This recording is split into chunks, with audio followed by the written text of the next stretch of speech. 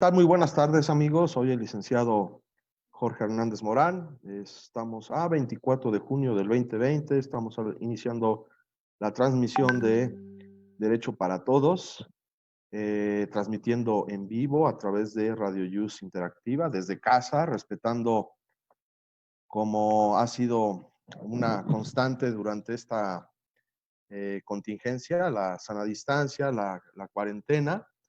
Estamos transmitiendo en vivo, pero desde casa. Les recuerdo que la transmisión también está a través de Facebook Live.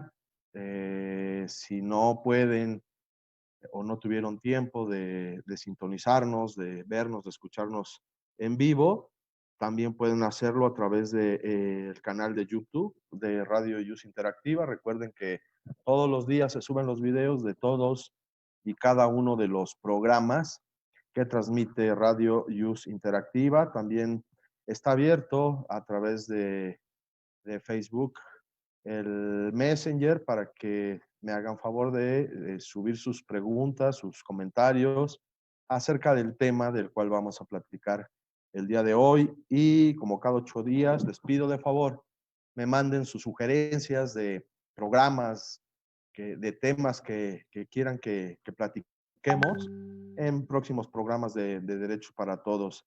Esto también me lo pueden mandar a mi WhatsApp. El número es el 55 66 11 93 87.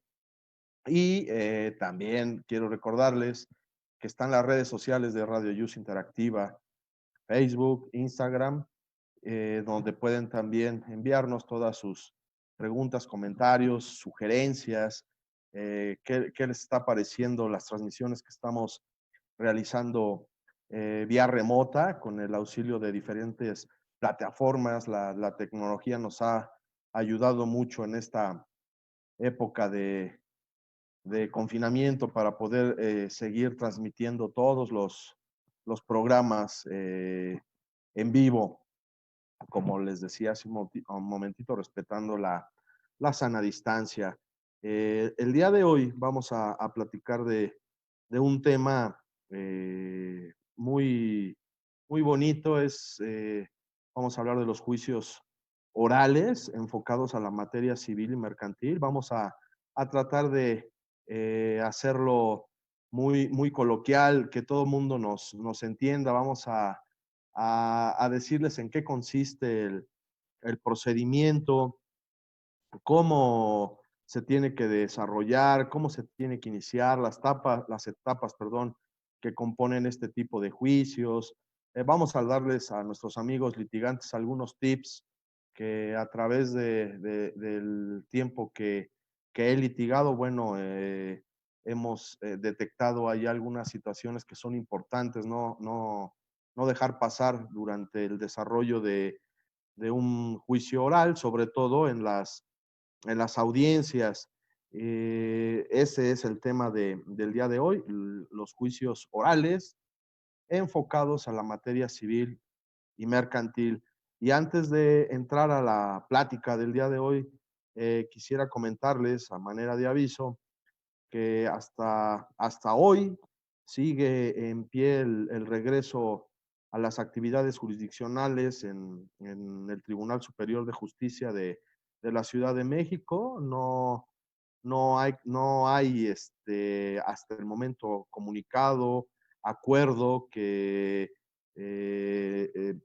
nos indique otra cosa. Al parecer, el día 1 de julio regresan a la actividad los juzgados. No ha habido pronunciamiento alguno ni del Consejo de la Judicatura Federal ni del Consejo de la Judicatura de la Ciudad de México. Por lo tanto, bueno, esperemos que sigan así las cosas, que no se amplíe la suspensión de labores y que si se hace, bueno, entendemos que es por razones de salud con la finalidad de evitar más contagios. Y bueno, aquí les estaremos informando si algo sucede, pero hasta el día de hoy las actividades jurisdiccionales, tanto en materia federal como local, aquí en la Ciudad de México, reinician el día 1 de julio. Sí hay algo que quisiera yo comentarles que me llama la atención y que quizá con ello pudiéramos suponer que pudiera existir una nueva ampliación de la suspensión de labores. Si recuerdan, la semana pasada les comentaba que para la presentación de demandas nuevas de escritos iniciales, el Tribunal Superior de Justicia en la Ciudad de México había determinado un preregistro de esas demandas. Esto iba a ser a través del sitio web del Tribunal Superior de Justicia aquí en la Ciudad de México. Se iba a proporcionar, al parecer, un correo electrónico donde todos los abogados litigantes iban a enviar datos del juicio de la demanda nueva que se iba a presentar, que deberían de ser actor demandado y tipo de juicio que se intentaba. Habían emitido un acuerdo donde establecían esta situación. Bueno, el viernes pasado emitieron otro acuerdo que suspendía ese preregistro de demandas iniciales.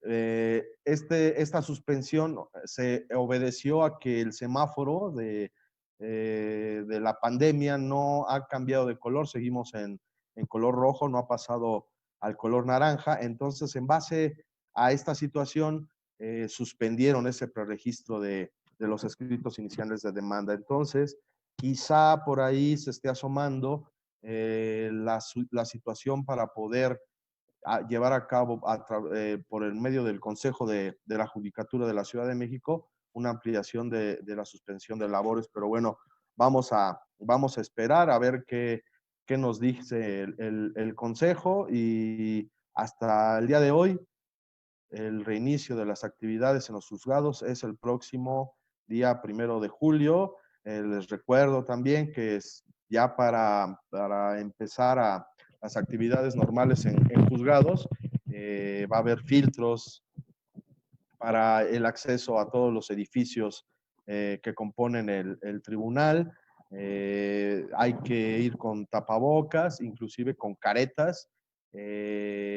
Va a haber ahí una situación especial para poder revisar los expedientes. No va a haber mucha gente dentro del archivo. Van a pasar de 3 personas a máximo 10, dependiendo del tiempo que se tarden. También debe de ser ágil esa consulta de los expedientes, y los juzgados trabajarán un día sí y un día no en cuanto a la atención al público. Esto se va a hacer por números. Juzgados nones empiezan a trabajar el día 1 de julio, juzgados pares lo harán el día martes. Reitero, en atención al público, los juzgados estarán abiertos en todo momento, pero atenderán al público un día sí y un día no, y habrá cuestiones como audiencias que se llevarán a cabo durante el día que no les toque atención al público. Tengan un tiempecito, dense un tiempo para revisar los acuerdos del Tribunal Superior de Justicia. Ahí está muy clarito cómo van a funcionar los juzgados y qué actividades van a desarrollar cuando estén con atención al público y cuando estén cerrados al público. Chéquenlo, es muy importante que estén al pendiente, tanto abogados litigantes como público en general, porque pienso que es muy probable que ya reinicien las actividades tal y como está establecido en el último acuerdo de ampliación de la suspensión de labores. Y bueno, ya para entrar de lleno al tema del día de hoy, les decía, vamos a platicar de los juicios orales enfocados a las áreas civil y mercantil. Como todos sabemos, ya tiene un poquito más de 10 años que se instituyó la oralidad como una vía para la tramitación de juicios.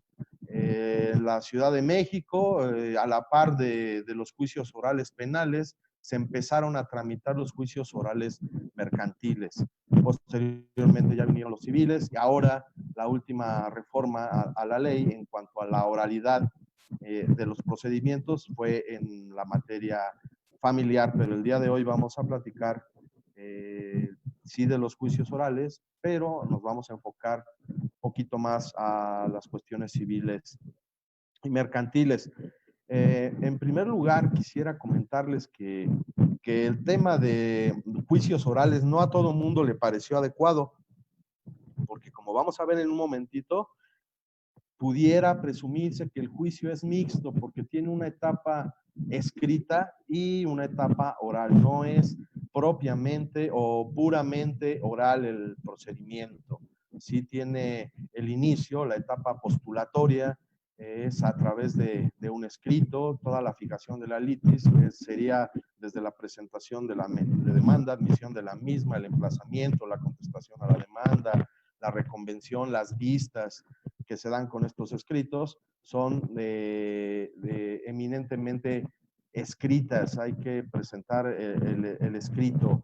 Entonces, algunos estudiosos del derecho decían, bueno, que no es del todo oral y efectivamente tienen razón, pudiéramos decir que es un juicio mixto, predominantemente oral, a diferencia de los juicios que se tramitan en juzgados de primera instancia, juicios ordinarios civiles, juicios ordinarios mercantiles, también los ejecutivos ya existe esa división en cuanto a la oralidad y juicios llevados, vamos a decirlo de la manera tradicional.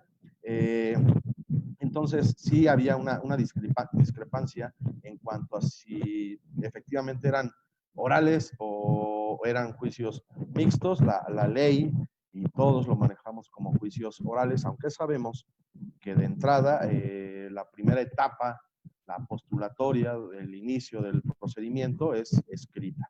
Y bueno, existen principios rectores de estos juicios orales. El primero de ellos, y obviamente, es la oralidad, que no es propiamente un principio, sino es la forma predominante en que se tramitan este tipo de juicios.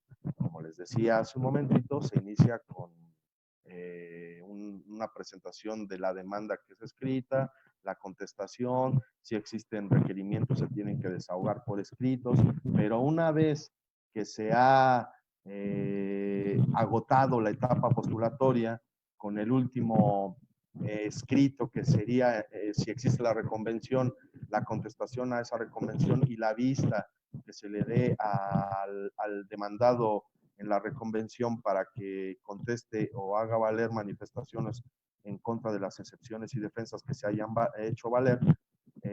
Con eso se cierra la etapa postulatoria, se fija día y hora para la celebración de la audiencia preliminar y a partir de ese momento el juicio sí es predominantemente oral.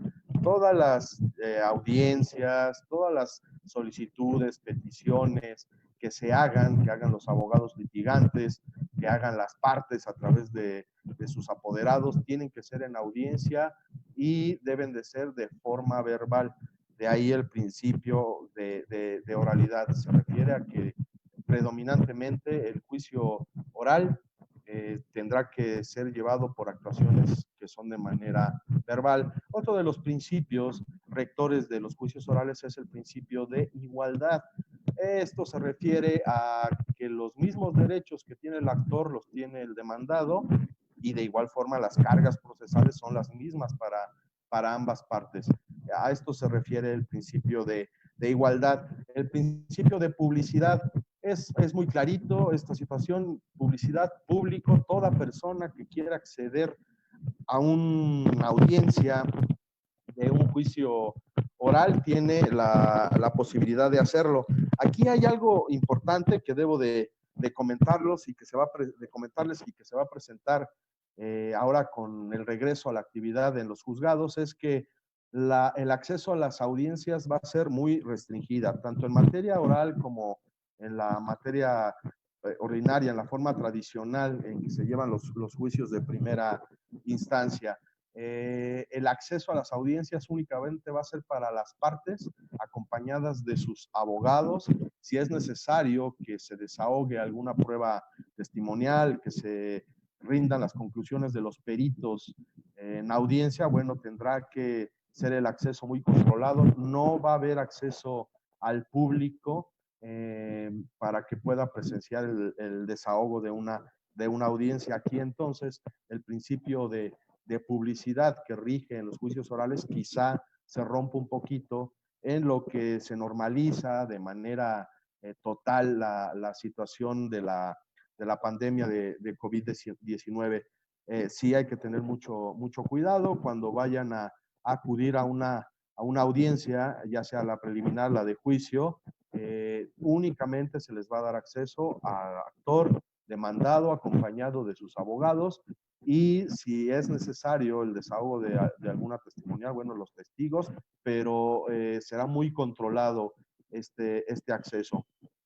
Otro de los principios rectores de los juicios orales es la inmediación.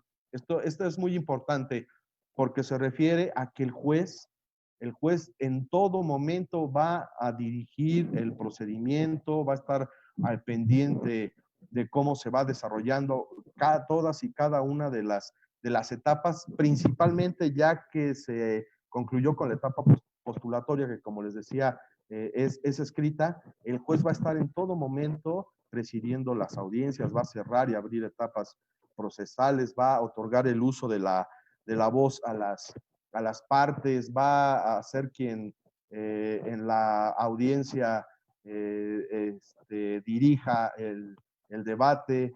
No es como en los juicios que se tramitan ante juzgados de primera instancia, en donde las audiencias se llevan por el secretario de acuerdos.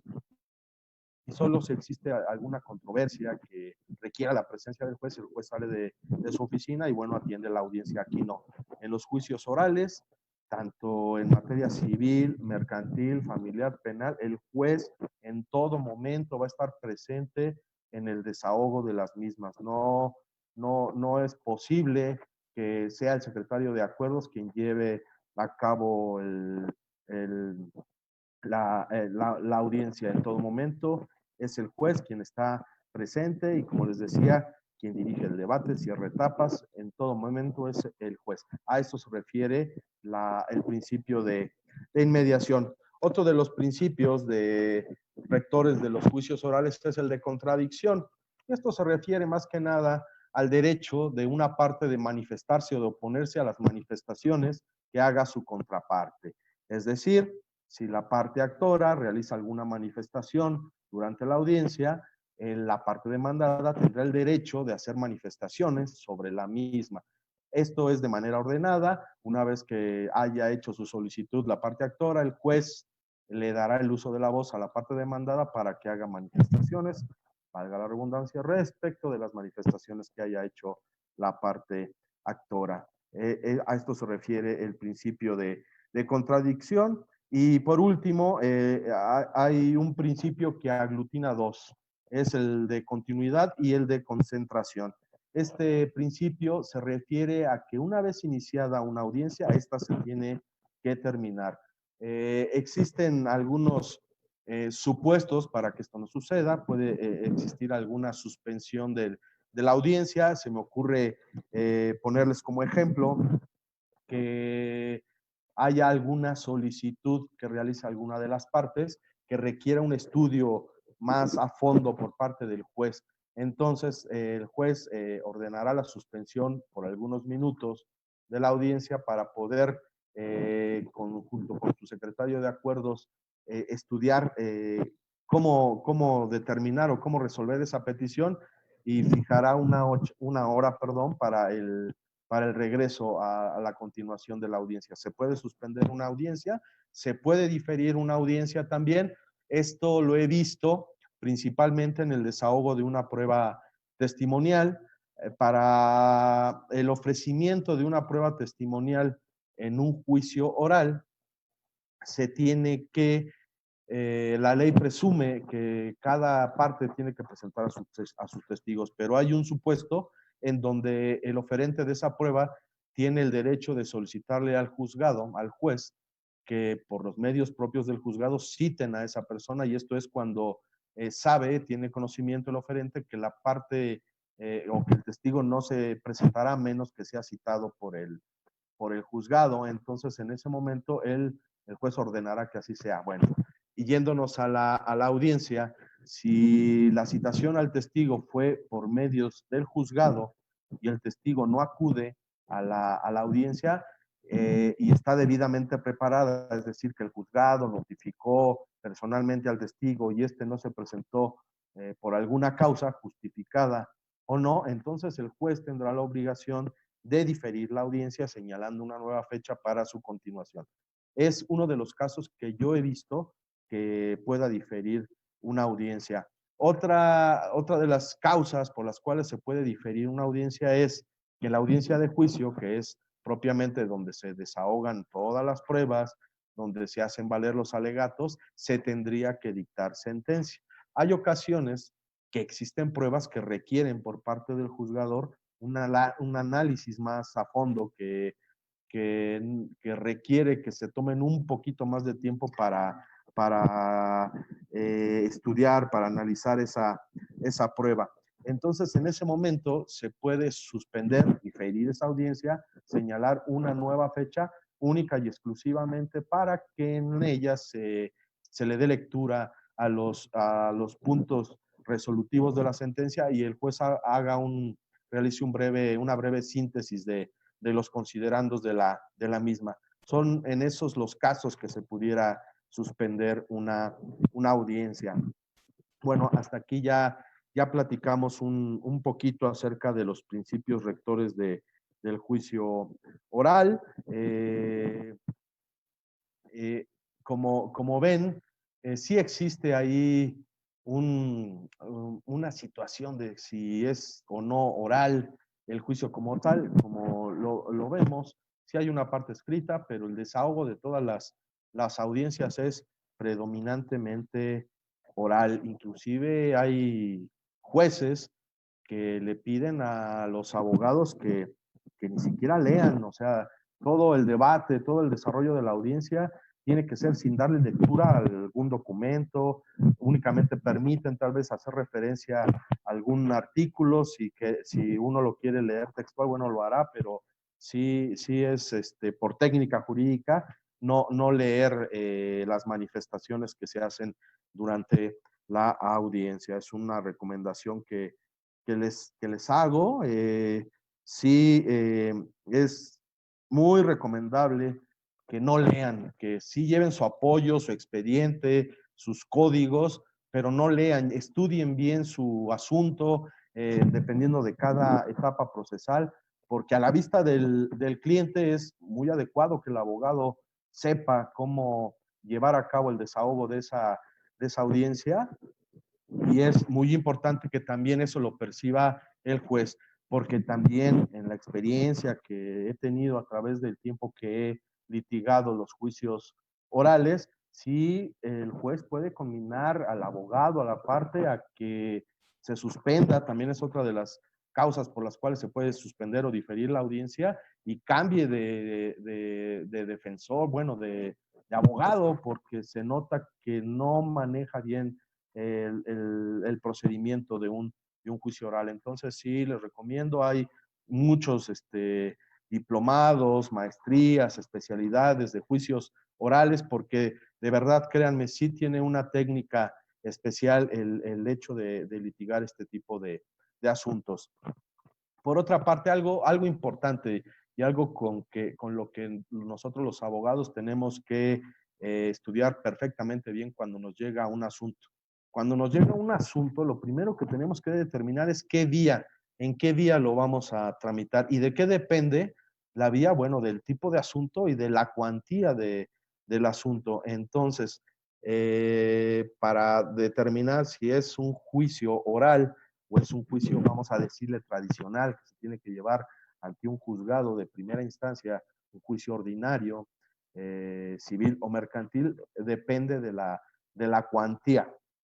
La cuantía para que un juicio se tramite en la materia civil, un oral civil, es de 500,000 pesos. Si ese asunto no rebasa la cantidad de 500,000 pesos, se tendrá que tramitar en la vía oral mercantil. Ahora bien, vámonos al área, a la materia mercantil. Aquí hay una situación bastante especial. Hay artículo expreso que determina que no hay cuantía para tramitar un juicio oral mercantil. Es decir, que nosotros, si quisiéramos, pudiéramos tramitar ante un juez oral un juicio mercantil si nuestra cuantía no rebasa, por ejemplo, la cantidad de 500,000 pesos, que en el Código de Comercio, esta cuantía es importante que les diga que se determina en base a los juicios que son apelables o no. La ley establece en el artículo 691 del Código de Procedimientos Civiles para la Ciudad de México que un juicio podrá ser apelable siempre que la cuantía rebase los 500,000 pesos. En el Código de Comercio, se me escapa ahorita el número del artículo, pero la cuantía va un poquito más arriba, son 662,000 pesos, si mal no recuerdo, pero el Código de Comercio en el artículo 1390 bis no establece una limitación de cuantía, es decir, nosotros si queremos podemos tramitar cualquier juicio, no importando la cuantía en materia, en la vía oral. Entonces sí hay que tomar muy en cuenta esta parte porque es importante tenerla en consideración. Les reitero a mis amigos abogados, al público en general que nos hace favor de vernos y escucharnos, cuando uno recibe un asunto hay que determinar en qué vía se va a tramitar y esa determinación es en base al valor del asunto. Entonces hay que tener muy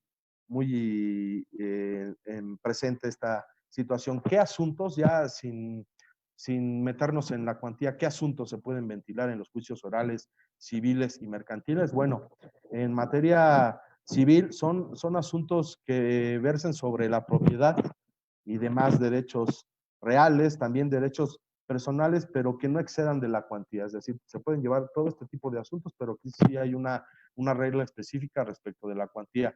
En materia oral mercantil, se puede llevar cualquier tipo de juicio que tenga la situación de que intervengan cuando menos empresas, que eso le dé su calidad de juicio mercantil y no hay limitación de cuantía, a menos que sea un juicio de tramitación especial, que el Código de Comercio establezca una tramitación especial, como el ejemplo claro que son los juicios ejecutivos mercantiles. También se me estaba pasando decirles que en materia civil, los juicios de arrendamiento no se tramitan en la vía oral y obviamente los familiares sí, las controversias del orden familiar sí, pero tienen una tramitación especial, vamos a decirlo así, en el Código de Procedimientos Civiles. Hay un apartado específicamente para los juicios orales en materia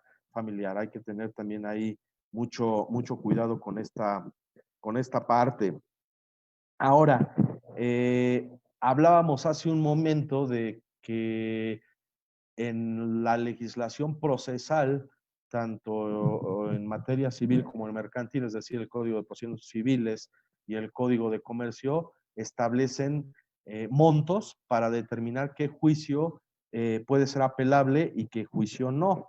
En materia civil y mercantil, en juicios orales, en la vía oral, no existe recurso alguno. No podemos combatir las determinaciones que realice un juez a través de algún medio ordinario de impugnación. No hay recurso de revocación, no hay recurso de apelación.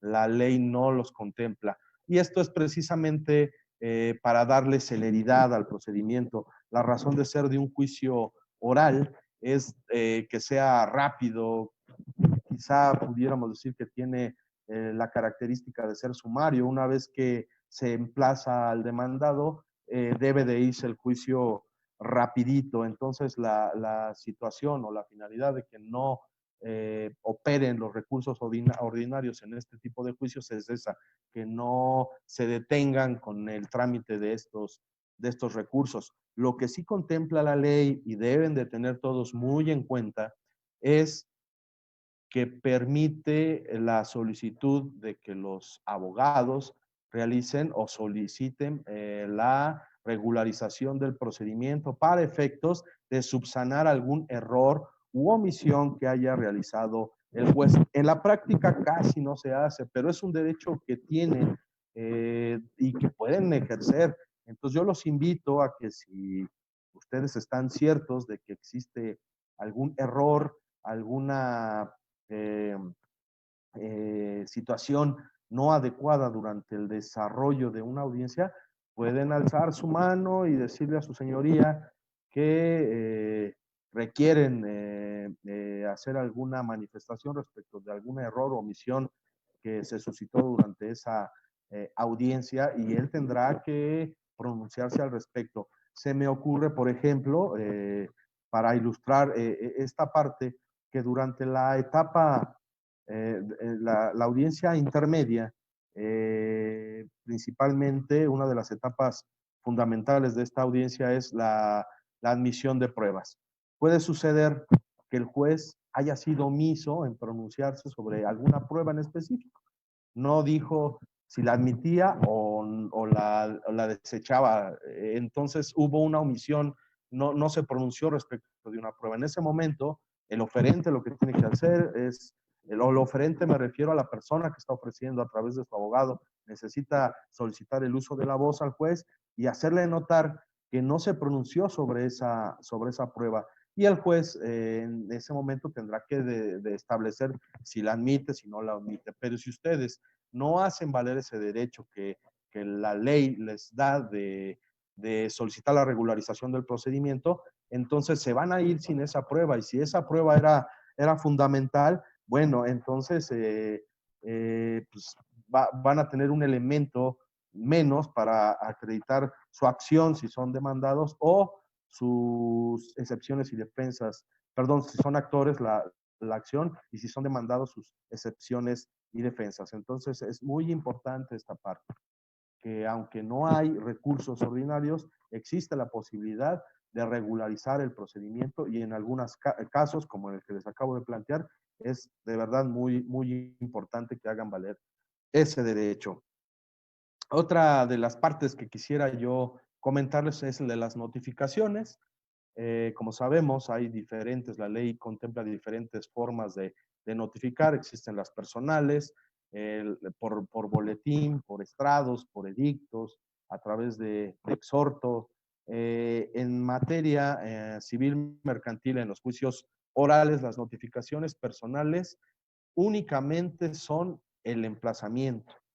Es el único acto que se va a notificar de manera personal, así como el auto que admite la reconvención. Son los únicos dos supuestos que la ley contempla para la vía oral de notificación personal. No es como en la vía tradicional, reitero, la ley no hace esa división de oral y tradicional. Yo la hago para diferenciar los juicios que se tramitan ante la vía oral y los juicios que se tramitan, que son ordinarios, que se tramitan ante un juez de primera instancia, me gusta diferenciarlos como juicios orales y juicios tradicionales. Bueno, en los juicios tradicionales, por ejemplo, se puede notificar o se debe de notificar personalmente el auto que ordena el desahogo de una prueba confesional, el auto que efectivamente señala alguna fecha de audiencia. Son actos que se notifican personalmente.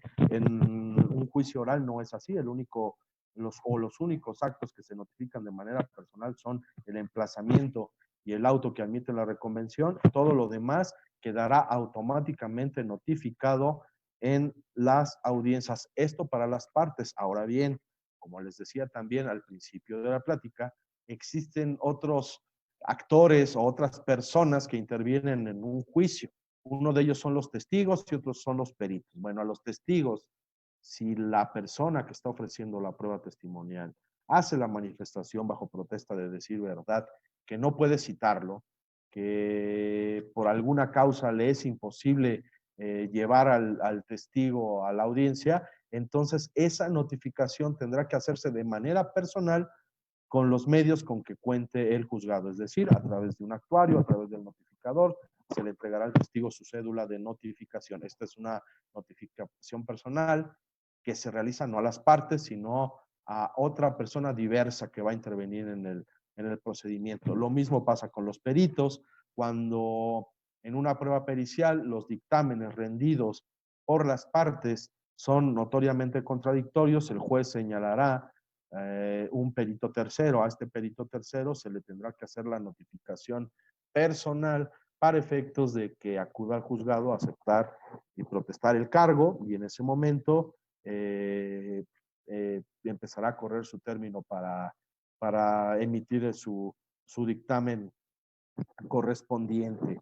Estos son los temas principales en cuanto a notificaciones. Les reitero, las demás actos que debieran de notificarse quedan automáticamente notificados en las audiencias en donde se realice este señalamiento. Para ejemplificar esta situación, en una audiencia preliminar, que es la primera audiencia que se lleva a cabo durante un procedimiento en la vía oral, se señala fecha para el desahogo de las pruebas, que es en la audiencia de juicio, se señala día y hora para que tenga verificativo esa audiencia.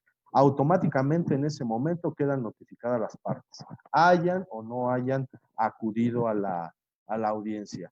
No se tendría que ordenar la notificación personal para que quien esté obligado a absolver posiciones acuda a la audiencia. Automáticamente quedan notificados en la audiencia preliminar de la fecha para el desahogo o para que se lleve a cabo la audiencia de juicio, y si no asisten, bueno, no importa, quedarán notificados. Inclusive el código adjetivo civil y el código de comercio establecen multas para el que no comparezca a estas audiencias. Entonces, tómenlo muy en cuenta.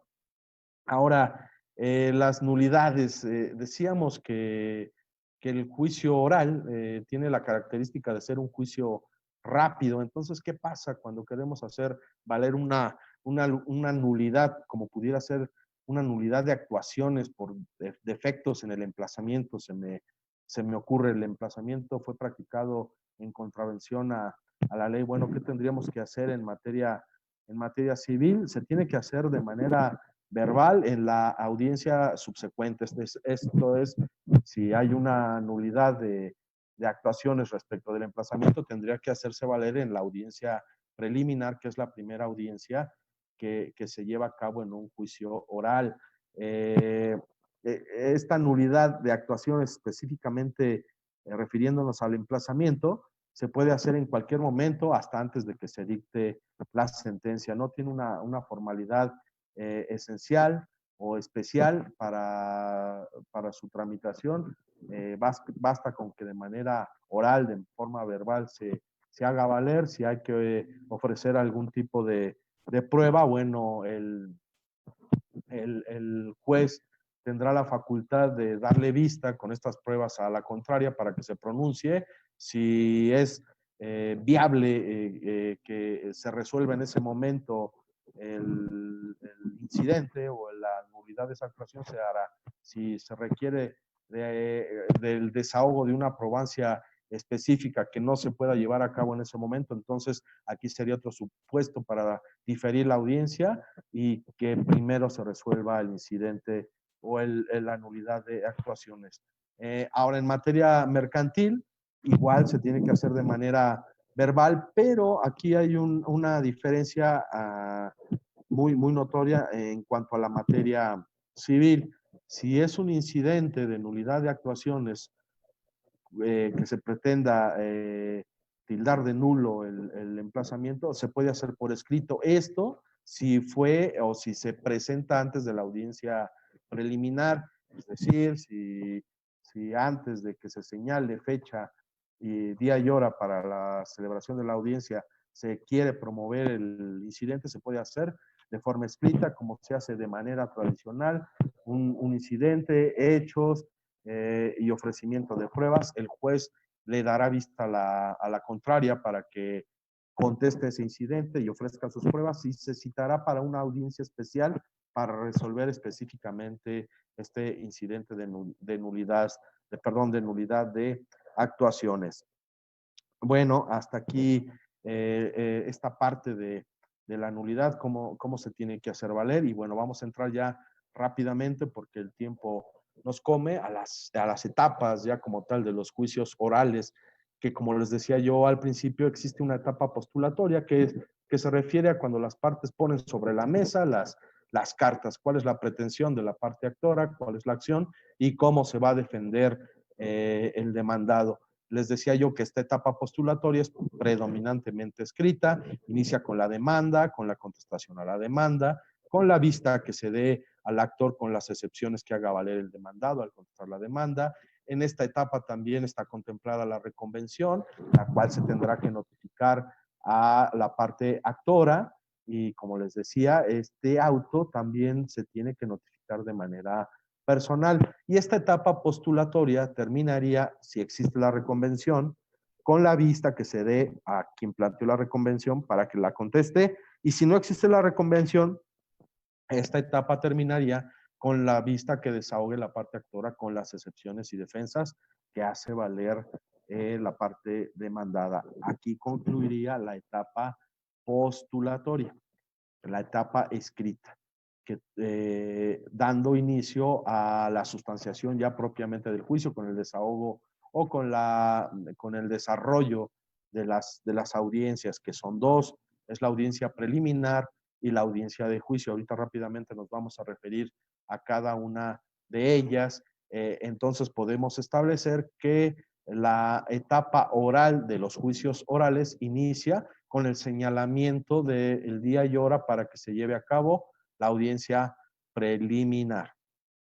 Ahorita les decía, vamos a entrar rápidamente a cómo se desahoga esta parte. Sí me gustaría comentarles rápidamente, porque sí considero importante cómo se debe de plantear la demanda. Número uno, bueno, a quién va dirigido, los nombres, apellidos, razón social de quien promueve, nombres, apellidos, razón social de a quien se está demandando, el domicilio para oír recibir notificaciones, el domicilio para llevar a cabo el emplazamiento de la parte demandada, el capítulo de prestaciones, que es lo que estamos demandando. Los hechos, aquí es muy importante, deben de ser hechos concretitos, por cada hecho un verbo, es decir, soy mexicano por nacimiento, en fecha fulana de tal, celebré un contrato de prestación de servicios con tal persona, y así sucintamente, de manera clarita, muy concretos, inclusive, les reitero, por el tipo de juicio que es sumario, que es rápido, sí es muy recomendable que no abunden sobre los hechos, deben de ser muy concretos, sí, de manera progresiva, de acuerdo a las fechas, pero muy concretitos, para que verdaderamente la autoridad se dé el tiempo de leerlo, porque muchas veces si metemos ahí jurisprudencia, si transcribimos artículos, si en un solo hecho manejamos varios, entonces es un poquito más complicado. Es como recomendación, yo les diría que los hechos sean muy concretos. Obviamente debe de llevar el capítulo de pruebas en materia oral. En la vía oral se tiene que ofrecer pruebas desde el principio, el derecho y obviamente la firma. Hay que tener mucho cuidado con esta parte. Lo mismo para la contestación a la demanda y para la reconvención, estas mismas recomendaciones. Ahora bien, ya vámonos a las audiencias como tales, que como les decía son dos, la preliminar y la de juicio. Algo muy importante que les hago notar, tanto a mis amigos abogados como al público en general, es que hay que asistir, como les decía, porque se pueden pasar derechos que cada parte tiene, que se tienen que hacer valer durante estas audiencias. No hay otro momento para hacerlos valer, entonces si no se asiste se pierde ese derecho. Hay que asistir por sí, la parte actora, la parte demandada, o a través de un representante legal o a través de su mandatario judicial. Aquí hay algo muy importante, como vamos a ver más adelante, los jueces en esta vía invitan mucho a la conciliación y prácticamente es una instrucción del tribunal, invitar a las partes a que concilien, a que concluya el juicio con un convenio. Entonces, sí es muy importante que que en el escrito tanto de demanda como de contestación a la demanda, a los abogados nos autoricen con una facultad expresa para llevar a cabo convenios. Es decir, si la parte actora por cualquier situación no acude a la audiencia preliminar, pero va debidamente representada por su mandatario judicial, por su abogado, y este no tiene facultades, no le otorgaron facultades expresas para convenir, aunque el demandado proponga el convenio y sea satisfactorio para la parte actora, no se va a poder celebrar en ese momento porque el abogado no tiene esas facultades. Entonces es importante que desde el escrito inicial de demanda, desde la contestación, se le otorguen esas facultades a los mandatarios judiciales para que puedan llevar a cabo las pláticas para algún acuerdo y puedan celebrar el convenio correspondiente. Esto no quiere decir que si no se pudo convenir en la audiencia preliminar, no se puede hacer con posterioridad en cualquier momento antes de que se dicte o inclusive a una vez dictada la sentencia se puede llegar a un convenio, pero sí es importante que tomen muy en cuenta esta parte. Obviamente, como les decía, el representante debe de tener las facultades y el representante legal debe de haber, obviamente, si no acreditó su personalidad en los escritos, por ejemplo, en el de contestación es un representante legal diferente, tendrá que llegar con su poder para que le reconozcan la personalidad.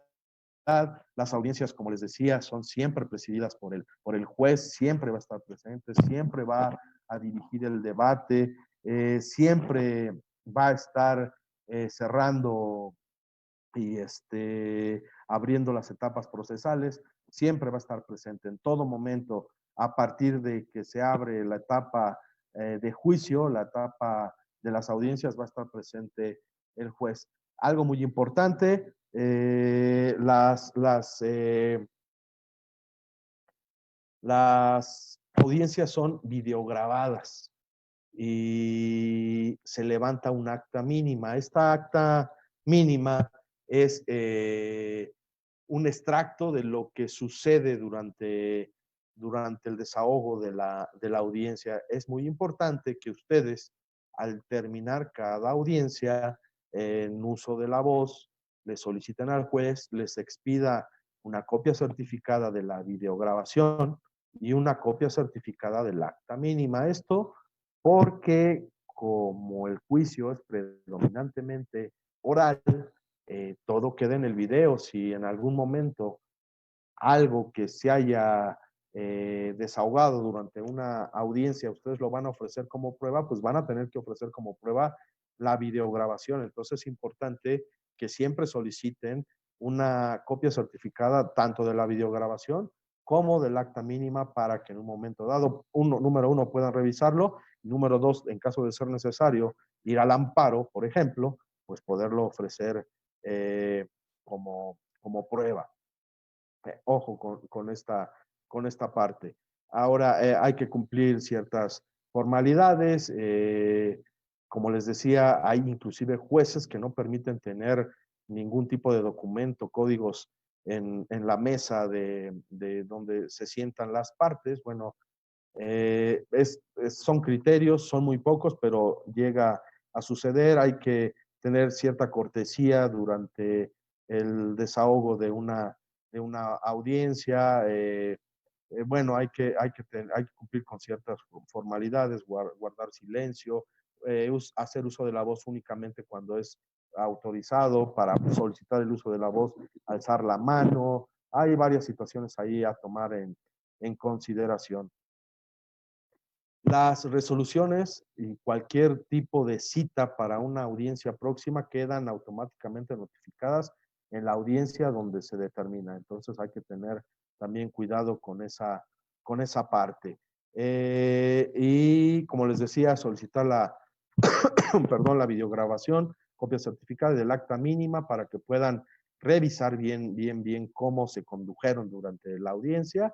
Y les digo, porque pudiera servir por ahí para ofrecer algún tipo de prueba. Ahora, Ahora vámonos rápidamente a la audiencia preliminar, que inicia con la depuración del procedimiento, si hay o no excepciones y defensas que resolver antes de entrar ya propiamente al procedimiento. Si no existe, se pasa a la etapa de conciliación, donde invitan a las partes a llegar a un acuerdo. Si esto no se logra, entonces se continuará con el desarrollo de la audiencia preliminar. Hay una etapa de fijación de acuerdos sobre hechos no controvertidos. Hay hechos que se dan por entendidos, como por ejemplo el hecho donde se establezca que una empresa se dedica o tiene por objeto social el que sea.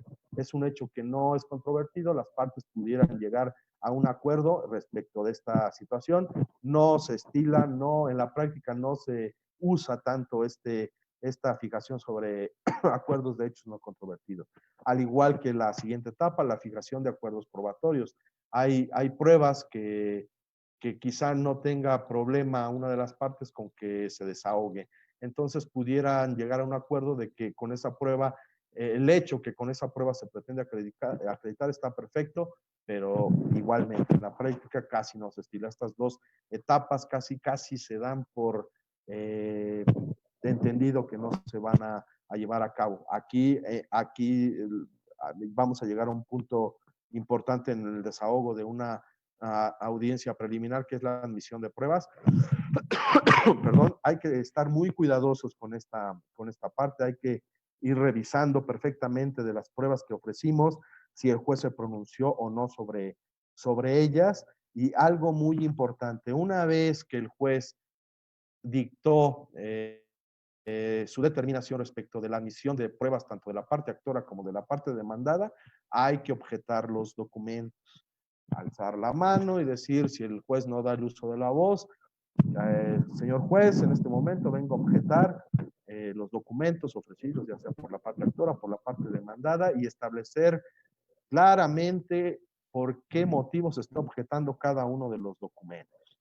Esto es muy importante, porque si no se hace inmediatamente después que se determinó sobre la admisión o se resolvió sobre la admisión de las pruebas, no habrá otro momento procesal para hacerlo. Puede hacerse en el caso de la contestación a la demanda desde ese momento. El demandado puede objetar las pruebas, los documentos, las pruebas instrumentales durante o en el escrito de contestación a la demanda, y hay algunos jueces que lo toman como cierto, como acuerdan de conformidad esa objeción, pero el momento procesal oportuno, de acuerdo a la legislación, de acuerdo a la ley, es en la audiencia preliminar. Tengan mucho cuidado con esa parte.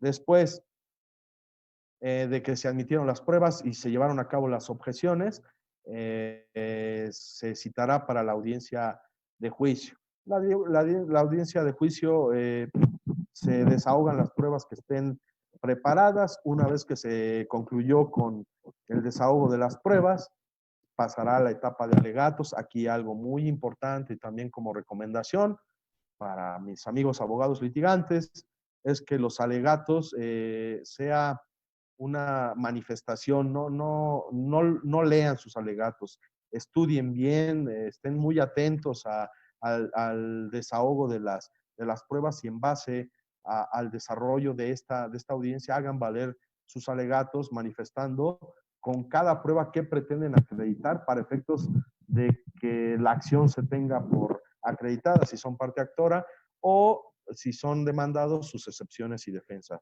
No lean sus alegatos, sí pueden hacer un proyectito, un acordeón de esos alegatos, pero no los lean. Es una recomendación.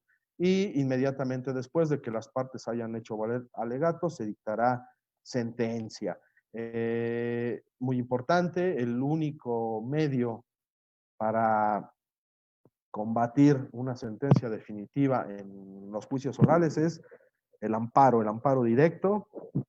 Es el único, la única herramienta legal para combatirlo. Hay que tener mucho cuidado aquí con esta parte, porque luego nos vamos con la finta del recurso de apelación, interponemos nuestro recurso dentro del término que establece ya sea el Código de Procedimientos o el Código de Comercio, y de repente lo presentamos el último día, 10 días, 12 días, dependiendo de la materia, y cuando sale el acuerdo donde nos dice que no se admitía o no era procedente el recurso de apelación, ya se nos pasó el término para el amparo y es complicado esa parte. Entonces tengan mucho cuidado, tengan muy presente que en este tipo de juicios no hay recurso ordinario, que la forma de combatir la sentencia definitiva es el amparo directo.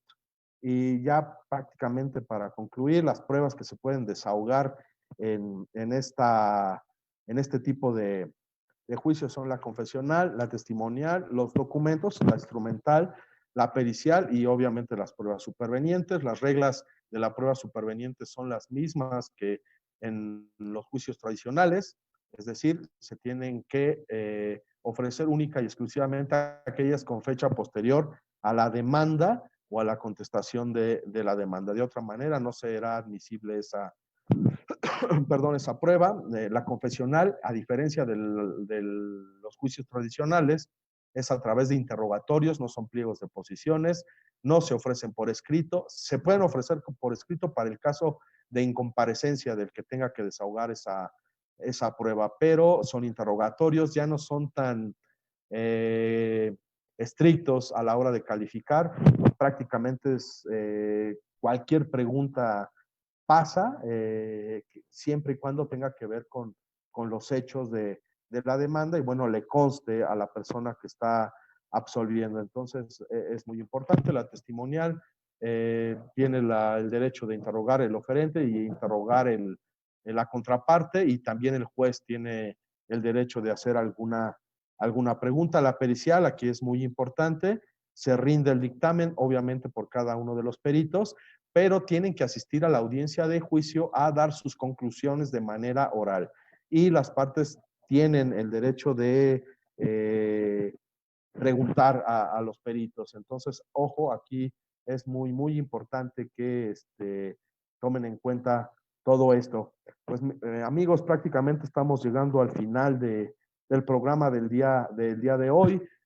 Quise platicar hoy con ustedes de este juicio oral que ahorita con el regreso a las actividades, pues esperemos que la oralidad resulte y que los juicios se vayan rápido porque va a haber mucha carga de trabajo, va a haber algunas restricciones con los requisitos que están estableciendo para seguir guardando la sana distancia una vez que regresen a la actividad los juzgados. Entonces, para efectos de las audiencias, recuerden, nada más van a poder entrar las partes y sus abogados. Y en el caso de que se tenga que desahogar testigos, bueno, podrán tener acceso, pero inclusive se está pretendiendo que sean en audiencias diferentes. Todavía está por ajustarse esa parte. Pero bueno, estamos llegando al final del programa del día de hoy.